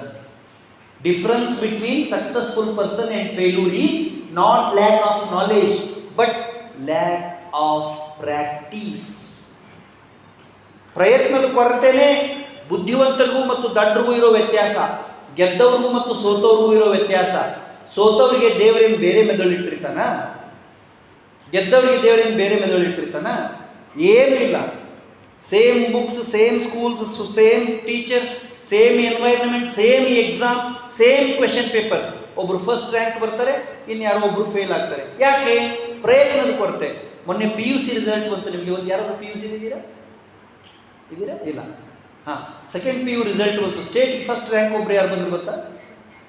State first rank Disha. ಭಾಳ ಜನ 600 ತೊಗೊಂಡಿದ್ದಾರೆ. ಅದರಲ್ಲಿ ಫಸ್ಟ್ ರ್ಯಾಂಕ್ ದಿಶಾ ಕೊಟ್ಟಿದ್ದಾರೆ. 3 ಎಕ್ಸಾಮ್ ಬರೆದು 4ನೇ ದಿನ ಪರೀಕ್ಷೆಗೆ ಹೋಗೋ ಹೊತ್ತಿಗೆ ಅವ್ರು ಅವ್ವ ತೀರ್ಕೊಂಡಿದ್ದರು. ಮಕ್ಕಳು ಸುಮ್ಮನೆ ನಾವು ದೊಡ್ಡವರಾಗಲ್ಲ, ಸುಮ್ಮನೆ ಭವಿಷ್ಯ ನಿರ್ಮಾಣ ಆಗಲ್ಲ, ಸುಮ್ಮನೆ ಸ್ಟಾರ್ ಆಗಲ್ಲ, ಸುಮ್ಮನೆ ಹೀರೋ ಆಗಲ್ಲ, ಸುಮ್ಮನೆ ಶೈನ್ ಆಗಲ್ಲ. ವಜ್ರ ತಯಾರಿ ಆಗಬೇಕಾದ್ರೆ ಒಳಗೆ ಎಷ್ಟು ಸಂಘರ್ಷ ಆಗುತ್ತೆ ಅನ್ನೋದನ್ನ ತಿಳ್ಕೊಂಡು ನೋಡ್ಬೇಕು. ನೀವು ಸಂಘರ್ಷ, ಹೋರಾಟ ಮತ್ತು ಕಷ್ಟವನ್ನು ಸಹಿಸಿಕೊಳ್ಳುವಂತಹ ಪ್ರಯತ್ನಶೀಲ ಮನೋಭಾವ ಮಾತ್ರ ನಮ್ಮನ್ನು ಯಶಸ್ವಿ ಕರ್ಕೊಂಡು ಹೋಗುತ್ತೆ. ದಿಶಾಗೆ 3 ಪರೀಕ್ಷೆ ಬರೆದಿದ್ದಾಳೆ. 4ನೇ ಪರೀಕ್ಷೆ ಬರೆಯೋದಕ್ಕೆ ಬೆಳಗ್ಗೆ ಹೋಗಬೇಕು. ಮನೆಯಲ್ಲಿ ತಾಯಿ ತೀರ್ಕೊಂಡಿದ್ದಾಳೆ. ಎಲ್ಲ ಹೇಳಿದ್ರು ಆಕೆಗೆ, ಬಿಟ್ಬಿಡಮ್ಮ, ಹೋಗಿ ಏನು ಮಾಡ್ತೀಯ, ಅಮ್ಮ ತೀರ್ಕೊಂಡಿದ್ದಾಳೆ. ಆ ಹುಡುಗಿ ಹೇಳಿದ್ಲು, ಅಮ್ಮ ತೀರ್ಕೊಂಡಿದ್ದಾಳೆ ಅಂತ ನಾನು ಪರೀಕ್ಷೆ ಬರೆಯೋದು ಬಿಟ್ಟರೆ ಅಮ್ಮನ ಕನಸು ಪೂರ್ಣ ಆಗೋದು ಯಾವಾಗ, ನನ್ನ ಕನಸು ಪೂರ್ಣ ಆಗೋದು ಯಾವಾಗ? ನಾನು ಪರೀಕ್ಷೆ ಬರೀಬೇಕು, ಅಮ್ಮ ಅಪ್ಪನ ಕನಸು ಮಾಡಬೇಕು ಅಂತ ಹೋಗಿ ಪರೀಕ್ಷೆ ಬರೆದು ಹುಡುಗಿ 600 ಮಾರ್ಕ್ಸ್ ತಗೋತಾಳೆ. ಸೂರ್ಯ ಚಂದ್ರ ಬರೋವರೆಗೂ ಕರ್ನಾಟಕದ ಇತಿಹಾಸದಲ್ಲಿ 2026 PUC ರಿಸಲ್ಟ್ ಅಂದರೆ ಆಕೆ ಹೆಸರು ಫಿಕ್ಸ್. ಕಿರಣ್ ಕಮ್ತೆ ಅಂದ್ರಲ್ಲ ನೀವು, ಕಿರಣ್ ಕಮ್ತೆ ಅವ್ರ ವಿಶೇಷ ಏನು ಗೊತ್ತಾ? ಇಡೀ ಭಾರತ ದೇಶದಲ್ಲಿ ಸಂದರ್ಶನದಲ್ಲಿ ಅತಿ ಹೆಚ್ಚು ಮಾರ್ಕ್ಸ್ ಬಂದಿರೋದು ಅವರಿಗೆ 195. ಇಲ್ಲಿವರೆಗೂ 190 ಯಾರಿಗೂ ಬಂದಿಲ್ಲ ಇಂಟರ್ವ್ಯೂನಲ್ಲಿ. Being as a engineer, Kiran Kamte secured highest score in political science. ಅವರು ಇಂಜಿನಿಯರ್, ರಾಜ್ಯಶಾಸ್ತ್ರದೊಳಗೆ ಭಾರತ ದೇಶದಲ್ಲಿಯೇ ಅತ್ಯಂತ ಹೆಚ್ಚು ಮಾರ್ಕ್ಸ್ ತಗೊಂಡಿದ್ದಾರೆ ಅವರು. ಕಿರಣ್ ಕಮ್ತೆ ಅವರ ಅಪ್ಪ ಹೇಳ್ತಿದ್ರು ನನಗೆ, ಕಿರಣ್ ಎಷ್ಟು ಅಭ್ಯಾಸ ಮಾಡಿದ್ದಾರೆ ಅಂದರೆ ಕೂತು ಕೂತು ಕೂತು ಕೂತು ಓದಿ ಓದಿ ಓದಿ ಓದಿ ಪೃಷ್ಠದ ಹಿಂಭಾಗದ ಚರ್ಮ ಎಲ್ಲ ಆನೆ ಚರ್ಮದಲ್ಲಿ ಗಟ್ಟಿಯಾಗಿಬಿಟ್ಟದು. ಯಾವಾಗ ಉಂಡಾರೋ, ಯಾವಾಗ ಮಲ್ಕೊಂಡಾರೋ, ಯಾವಾಗ ವಿಶ್ರಾಂತಿ ಮಾಡೋರು ಒಂದು ಗೊತ್ತಿಲ್ಲ. ಕಿರಣ್ ಡೆಲ್ಲಿಗೆ ಹೋಗ್ಬೇಕಾದ್ರೆ ಅವ್ರ ಅವ್ವ ಅಪ್ಪಂಗೆ ಹೇಳಿದಿರುತ್ತೆ, ಒಂದು ದಿವಸ ನನಗೆ ನೀವು ಯಾರೂ ಫೋನ್ ಮಾಡಬಾರ್ದು, ನನಗೆ ಸಮಯ ಸಿಕ್ಕರೆ ನಾನೇ ಮಾಡ್ತೀನಿ ಅಂತ. ನಾನು ಯಾಕೆ ಈ ಮಾತು ಹೇಳ್ತಾ ಇದ್ದೇನೆ ಅಂದರೆ, ಪ್ರೀತಿಯ ಮಕ್ಕಳೇ, ಅಸಾಧ್ಯ ಅನ್ನೋದು ಜಗತ್ತಿನಲ್ಲಿ ಯಾವುದೂ ಇಲ್ಲ. ಡ್ರಾ ಮಾಡ್ಕೋಬಾರ್ದು, ಹಿಂದೆ ಹೆಜ್ಜೆ ಇಡಬಾರ್ದು, ಆಗಲ್ಲ ಅನ್ಕೋಬಾರ್ದು. ಆಗಲ್ಲ ಅಂದರೆ ನಮ್ಮನ್ನು ಉದ್ಧಾರ ಮಾಡೋದಕ್ಕೆ ಯಾರಿಗೂ ಆಗೋದಿಲ್ಲ. ಆದ್ದರಿಂದ ನಾವು ಸಣ್ಣವರಿದ್ದಾಗಿಂದಲೂ ಕೂಡ ನಮ್ಮಲ್ಲಿ ಅಪಾರವಾದ ನಂಬಿಕೆಯನ್ನು, ಶ್ರದ್ಧೆಯನ್ನು ಬೆಳೆಸ್ಕೋಬೇಕು. 2ನೇ ಮುಖ್ಯ ಕೆಲಸ ಏನು ಅಂದರೆ, ಒಂದು ಒಳ್ಳೆ ಯೋಜನೆಯನ್ನು ಹಾಕೋಬೇಕು, ಪ್ಲ್ಯಾನ್ ಇರಬೇಕು. ನಾನೇನು ಮಾಡಬೇಕು, ಹೆಂಗೆ ಸಮಯ ಬಳಸ್ಕೋಬೇಕು, ಯಾವುದನ್ನು ಓದಬೇಕು. ಯಾರಿಗೆ ಪ್ಲ್ಯಾನ್ ಇರೋದಿಲ್ಲಲ್ಲ ಅವ್ರು ಸಕ್ಸಸ್ಫುಲ್ ಆಗೋದೇ ಇಲ್ಲ. ಇಂಗ್ಲೀಷ್ನಲ್ಲಿ ಒಂದು ಮಾತಿದೆ, an idiot with A plan can beet a genius without A plan. ಎಷ್ಟು ಚಂದ ಇದೆ ನೋಡಿ ಮಾತು, ಇನ್ನೊಮ್ಮೆ ಹೇಳ್ತೀನಿ. An idiot with A plan can beet a genius without plan. ಒಬ್ಬ ಶತಾಧಿಶತ ದಡ್ಡ ಇದ್ದರೂ ಕೂಡ ಪರ್ಫೆಕ್ಟ್ ಪ್ಲ್ಯಾನ್ ಇತ್ತು ಅಂದರೆ, ಯಾರಿಗೆ ಪ್ಲ್ಯಾನೇ ಇಲ್ವೋ ಅಂತ ಶಾಣೆ ಮನುಷ್ಯನ ನಾವು ಸೋಲಿಸ್ತಾರೆ. ಇನ್ನೊಂದು ಮಾತಿದೆ, most people don't plan to fail but they fail to plan. ನೀವು ಯಾರಾದ್ರೂ ಪರೀಕ್ಷೆ ಒಳಗೆ ಫೇಲ್ ಆಗಬೇಕು ಅಂತ ಪ್ಲ್ಯಾನ್ ಮಾಡ್ತೀರಿ? ಜಗತ್ತಿನಾಗ ಯಾರಾದ್ರೂ ಹಿಂಗೆ ಎಕ್ಸಾಮ್ಗೆ ನಾ ಎಲ್ಲರಿಗಿಂತ ಕಡಿಮೆ ಮಾರ್ಕ್ಸ್ ತೊಗೊಂಡು ಫೇಲ್ ಆಗಬೇಕು ಅಂತ ಹೋಗ್ತಾರೆ, ಆದರೆ ಎಲ್ಲರೂ ರ್ಯಾಂಕ್ ಬರಲ್ಲ. ಜೀವನದೊಳಗೆ ನಾನು ಏನೂ ಸಾಧನೆ ಮಾಡಬಾರದು ಅಂತ ಯಾರಾದರೂ ದೇವರನ್ನು ಬೇಡ್ಕೊಳ್ತಾರೆ, ಆದರೆ ಎಲ್ಲರೂ ಸಾಧನೆ ಮಾಡೋಕ್ಕಾಗೋದಿಲ್ಲ. ಯಾಕೆ ಅಂದರೆ we don't have perfect plan. ನಮಗೆ ಹಂಗೆ ಆಲೋಚನೆಯೇ ಇರೋದಿಲ್ಲ. ಸುಮ್ಮನೆ ಸಮಯ ಹಾಳು ಮಾಡ್ತಿರ್ತೀವಿ, ಸುಮ್ಮನೆ ಜ್ಞಾನ ಸಂಪಾದನೆ ಬಗ್ಗೆ ಉದಾಸೀನ ಮಾಡ್ತೀವಿ. ಇಂಗ್ಲೀಷ್ನಲ್ಲಿ ಇನ್ನೊಂದು ಮಾತಿದೆ, procrastination is the thief of A time. ನಾ ಹೇಳೋದು ತಿಳಿತಾ ಇದೆಯಾ ಮಕ್ಕಳೇ ನಿಮಗೆ? ನಾ ಹೇಳೋದು ಅರ್ಥ ಆಗ್ತಾ ಇದೆಯಾ? ನಾ ಹೇಳೋದು ನಿಮ್ಗೆ ತಿಳಿತಾ ಇದೆಯಾ? ಸರಿ ಅನ್ನಿಸ್ತಾ ಇದೆಯಾ? ನೆನಪಿಟ್ಕೊಳ್ಳಿ, ನಾವು ಯಾರಿದ್ದೀವಿ ಅನ್ನೋದು ಯಾವತ್ತೂ ಮುಖ್ಯ ಅಲ್ಲ. ಅಂದರೆ ಹುಡುಗ ಇದ್ದೀನೋ, ಹುಡುಗಿ ಇದ್ದೀನೋ, ಹಳ್ಳಿಯವನೋ, ಪಟ್ಟಣದವನು, ಇಂಗ್ಲೀಷ್ ಮೀಡಿಯಮು, ಕನ್ನಡ ಮೀಡಿಯಮು, ಶ್ರೀಮಂತನೋ, ಬಡವನು, ನೆವರ್ ಮ್ಯಾಟರ್ಸ್. ಒಳಗೊಂದು ಛಲ ಇತ್ತು ಅಂದರೆ, ಆ ಛಲನ ಬೆಂಬಲಿಸುವಂತಹ ಪ್ರಯತ್ನಶೀಲತೆ ಇತ್ತು ಅಂದರೆ ನಾವು ಎಷ್ಟು ಎತ್ತಕ್ಕೆ ಬೇಕಾದರೂ ಹೋಗ್ಬೋದು. ಜಗತ್ತಿನಲ್ಲಿ 2 ರೀತಿ ಜನ ಇರ್ತಾರೆ. ಒಬ್ಬರು ಕೆಲಸ ಮಾಡಲ್ಲ, ಬರೀ ಪ್ರಯತ್ನ ಮಾಡ್ತಿರ್ತಾರೆ. ಇನ್ನೊಬ್ರು ಪ್ರಯತ್ನ ಮಾಡಲ್ಲ, ಬರೀ ಪ್ಲ್ಯಾನ್ ಮಾಡ್ತಿರ್ತಾರೆ. ಇಬ್ಬರು ಗೆಲ್ಲಲ್ಲ. ಎಲ್ಲ ಮಾತಾಡ್ತಿರ್ತಾರೆ ಹುಡುಗರು ಕೂತ್ಕೊಂಡಾಗ, ನಾ ಹಂಗೆ ಮಾಡ್ತೀನಿ, ಹಿಂಗೆ ಮಾಡ್ತೀನಿ, ಆ ಪರೀಕ್ಷೆಗೆ ಪಾಸ್ ಮಾಡ್ತೀನಿ, ಈ ಪರೀಕ್ಷೆಗೆ ಪಾಸ್ ಮಾಡ್ತೀನಿ. ಎದ್ದು ಒಳಗೆ ಕೂತ್ಕೊಂಡು ಓದಲ್ಲ. ಇನ್ನು ಕೆಲವರು ಒಳಗೆ ಬರೀ ಓದ್ಕೊಂಡೇ ಕೂತಿರ್ತಾರೆ. ಏನು ಓದಬೇಕು, ಎಷ್ಟು ಓದಬೇಕು ಅಂತಲೂ ಗೊತ್ತಿರೋದಿಲ್ಲ. This is most dangerous thing. ಅದಕ್ಕೆ ನಾವು ಸಣ್ಣವರಿದ್ದಾಗ ಉಪಾಯ ಮಾಡಿ ಒಳ್ಳೆ ವಿಷಯಗಳನ್ನು ತಿಳ್ಕೊಂಡು, ಒಳ್ಳೆ ಸಾಧಕರ ಬಗ್ಗೆ ಕಲ್ತ್ಕೊಂಡು, ನಾವು ಕೂಡ ಹಾಗೆ ಆಗಬೇಕಾದ್ರೆ ನಮ್ಮ ಸಾಮರ್ಥ್ಯ ಯಾವುದಕ್ಕೆ ಅನುಕೂಲ ಮಾಡಿಕೊಡುತ್ತೆ ಅನ್ನೋದನ್ನು ನಮ್ಮ ಸುತ್ತಮುತ್ತ ಇರೋರಿಂದ ಗುರುಗಳಿಂದ, ಮನೆಯಲ್ಲಿ ಇರುವಂಥ ಹಿರಿಯರಿಂದ ಅರ್ಥ ಮಾಡಿಕೊಂಡು ಪ್ರಯತ್ನವಾದಿಗಳಾಗಬೇಕು, ನೆಪವಾದಿಗಳಾಗಬಾರ್ದು. ನೆಪ ಅಂದರೆ ಯಾರಾದರೂ ಫೇಲ್ ಆದ ತಕ್ಷಣ ಏನು ಹೇಳ್ತಾರೆ, ನಮ್ಮ ಹಣೆ ಬರಹ ಸರಿ ಇಲ್ಲ, ಒಳ್ಳೆ ಸ್ಕೂಲ್ ಸಿಗಲಿಲ್ಲ, ಒಳ್ಳೆ ಟೀಚರ್ ಸಿಗಲಿಲ್ಲ, ಟೈಮ್ ಸಿಗಲಿಲ್ಲ, ಎಕ್ಸಾಮ್ ಟೈಮಲ್ಲೇ ಜ್ವರ ಬಂತು, ಕೊರೋನಾ ಬಂತು ಅಂತ ಹೇಳ್ತಾರೆ. ಕೊರೋನಾ ಏನು ಓದಬಾರ್ದು ಅಂತ ಹೇಳುತ್ತಾ? ಜ್ವರ ಏನು ಬಂದರೆ ಓದಬಾರ ಅಂತ ಹೇಳುತ್ತಾ? ಯಾರು ಹೀಗೆ ಸೋಲಿಗೆ ನೆಪ ಹೇಳ್ತಾರಲ್ಲ ಅವ್ರು ಯಾವತ್ತೂ ಗೆಲ್ಲಲ್ಲ. ಕೊನೆಗೆ ಒಂದು 5 ನಿಮಿಷದಲ್ಲಿ 2 ಉದಾಹರಣೆ ಕೊಟ್ಟು ನಾನು ಮಾತು ಮುಗಿಸ್ತೀನಿ. ಯಾರಾದರೂ ಗೋಕಾಕ್ನಿಂದ ಬಂದಿದ್ದೀರಾ? ಗೋಕಾಕಮ್ಮ ಯಾವುದು? ಗೋಕಾಕ್ ಗೊಡ್ಚಿನ ಮನೆ ಅಲ್ಲೇ ಅಲ್ಲ. ಗೋಕಾಕ್ ಯಾವುದು ಪ್ರಸಿದ್ಧ? ಆಕೆ ಹೇಳಿ, ನಿಮಗೂ ಗೊತ್ತಾ? ನೀವು ಹೇಳ್ಬೋದು. ತಿನ್ನೋದೇ ವೆಸ್ಟ್. ಮೊದಲು ಅದನ್ನೇ ಹೇಳಿದ್ವಿ, ನೀವು ಭಾಳ ಚಂದ ಮಾಡಿದ್ವಿ. ಕರ್ದಂಟಿಗೆ ಮಾತ್ರ ಪ್ರಸಿದ್ಧನಾ? ಹಾಂ, ಜಲಪಾತ ಪ್ರಸಿದ್ಧ. ಇದು ಎರಡಕ್ಕಿಂತ ಇನ್ನೊಂದು ಪ್ರಸಿದ್ಧವಾದ ವಿಷಯ ನಾನು ಹೇಳ್ತೀನಿ, ನೀನು ಹೋಗಿ ನೋಡಿ, ನಿಮ್ಗೆ ಗೊತ್ತಾಗುತ್ತೆ. ಅವರಲ್ಲಿ ಬುದ್ಧಿ ರಾಧಾನಂದಿ ಅಂತ ಒಬ್ಬ ಹುಡುಗಿದ್ದಾರೆ. ಹೆಸರು ಕೇಳಿದ್ದೀರಾ? ರಾಧಾನಂದಿ ನೋಡಿ, ಯಾವುದೋ ರಾಜ್ಯದ ಬ್ಯಾಟ್ಸ್ಮನ್ನು ವೈಭವ್ ಸೂರ್ಯವಂಶಿ ನಮ್ಗೆ ಗೊತ್ತಿರ್ತಾನೆ. ನಮ್ಮ ಬಾಜು ತಾಲೂಕಿನಾಗ ಇರೋ ರಾಧಾನಂದಿ ನಮ್ಗೆ ಗೊತ್ತಿರೋದು. ಟೀಕೆ ಇರಲಿ. ಆಕೆದು ಏನು ವಿಶೇಷ ಅಂದರೆ 10ನೇ ಕ್ಲಾಸಲ್ಲಿ ಒಂದು 12 ವರ್ಷದ ಹಿಂದೆ 83% ಮಾರ್ಕ್ಸ್ ಬಂದಿದೆ ಆಕೆ. ಎಷ್ಟು?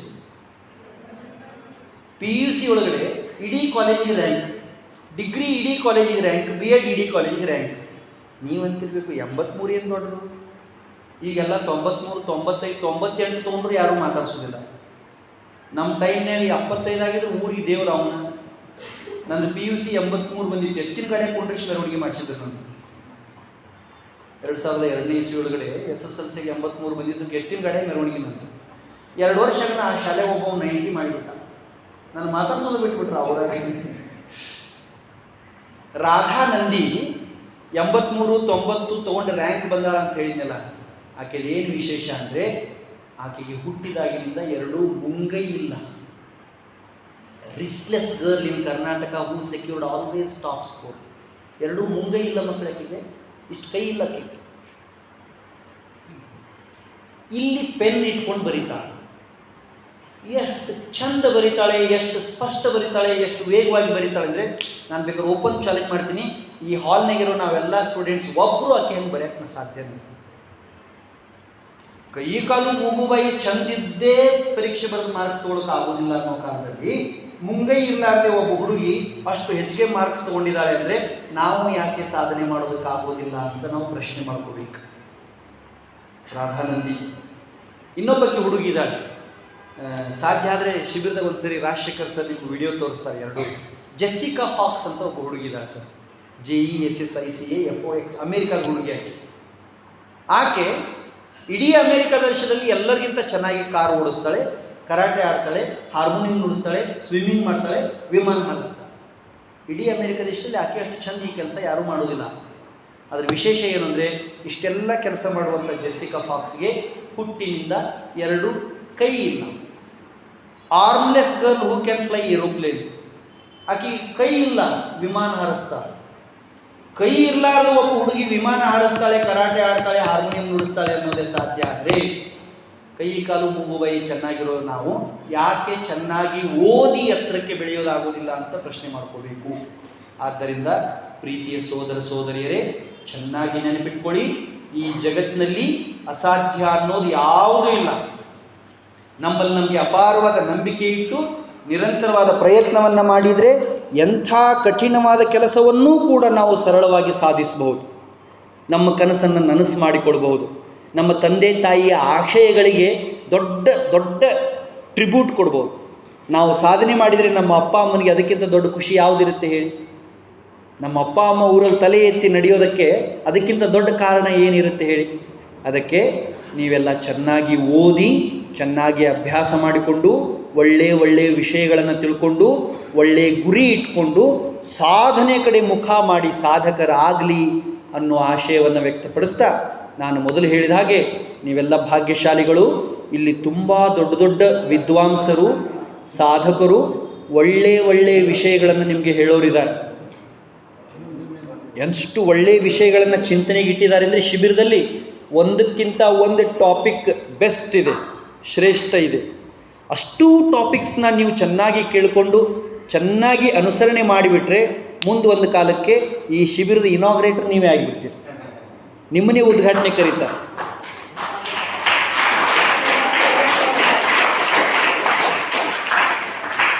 ಒಳ್ಳೆ ಸ್ವಾಮೀಜಿ, ಒಳ್ಳೆ ಮಠ, ನಾಡಿನ ಅತ್ಯಂತ ಪ್ರಸಿದ್ಧ ಮಠ.